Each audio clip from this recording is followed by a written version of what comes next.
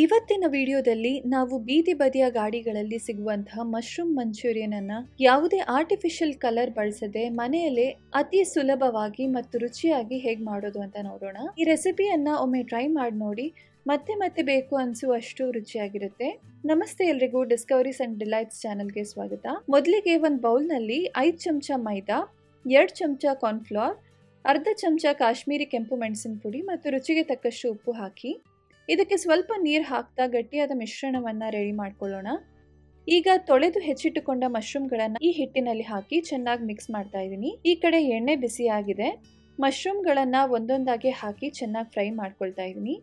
ಎಲ್ಲ ಮಶ್ರೂಮ್ಗಳನ್ನು ಒಂದ್ಸಲ ಫ್ರೈ ಮಾಡಿದ್ಮೇಲೆ ಇನ್ನೊಮ್ಮೆ ಎಣ್ಣೆಯಲ್ಲಿ ಹಾಕಿ ಸೆಕೆಂಡ್ ರೌಂಡ್ ಫ್ರೈ ಮಾಡಿ. ಹೀಗೆ ಮಾಡೋದ್ರಿಂದ ಮಂಚೂರಿಯನ್ ಸಾಸ್ ಜೊತೆ ಬೆರ್ತಾಗ್ಲೂ ಕ್ರಿಸ್ಪಿಯಾಗಿ ಮತ್ತೆ ರುಚಿಯಾಗಿರುತ್ತೆ. ಈಗ ಮಂಚೂರಿಯನ್ ಗ್ರೇವಿ ಮಾಡೋದಕ್ಕೆ ಒಂದು ಪ್ಯಾನ್ನಲ್ಲಿ 5 ಚಮಚ ಎಣ್ಣೆ ಹಾಕಿ ಅದಕ್ಕೆ ಸಣ್ಣದಾಗಿ ಹೆಚ್ಚಿದ 1 ಚಮಚ ಬೆಳ್ಳುಳ್ಳಿ ಮತ್ತು ಶುಂಠಿ ಹಾಕಿ ಸ್ವಲ್ಪ ಫ್ರೈ ಮಾಡ್ಕೊಳ್ಳಿ. ನಂತರ ಇದಕ್ಕೆ ಹೆಚ್ಚಿದ 1 ಈರುಳ್ಳಿ ಮತ್ತು ಕ್ಯಾಪ್ಸಿಕಮ್ ಹಾಕಿ ಲೈಟಾಗಿ ಫ್ರೈ ಮಾಡೋಣ.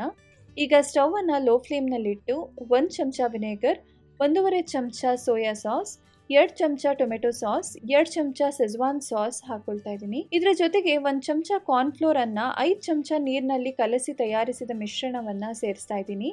ಗ್ರೇವಿ ತುಂಬಾ ಗಟ್ಟಿ ಅನ್ಸಿದ್ರೆ ಸ್ವಲ್ಪ ನೀರು ಹಾಕಿ ಚೆನ್ನಾಗಿ ಕುದಿಸಿ.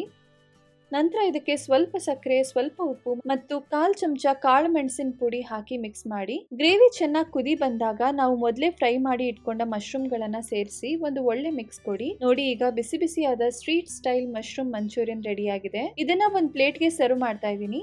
ಮೇಲೆ ಸ್ವಲ್ಪ ಸಣ್ಣಗೆ ಹೆಚ್ಚಿದ ಈರುಳ್ಳಿ ಮತ್ತು ಕೊತ್ತಂಬರಿ ಸೊಪ್ಪನ್ನ ಉದುರಿಸಿದ್ರೆ ಸ್ಟ್ರೀಟ್ ಸ್ಟೈಲ್ ಮಶ್ರೂಮ್ ಮಂಚೂರಿಯನ್ ಸವಿಯಲು ಸಿದ್ಧ. ಇದೇ ರೀತಿಯ ಮತ್ತಷ್ಟು ಈಸಿ ಅಂಡ್ ಟೇಸ್ಟಿ ರೆಸಿಪಿಗಳ ಜೊತೆ ಮತ್ತೆ ಸಿಗ್ತೀನಿ. Thank you for watching.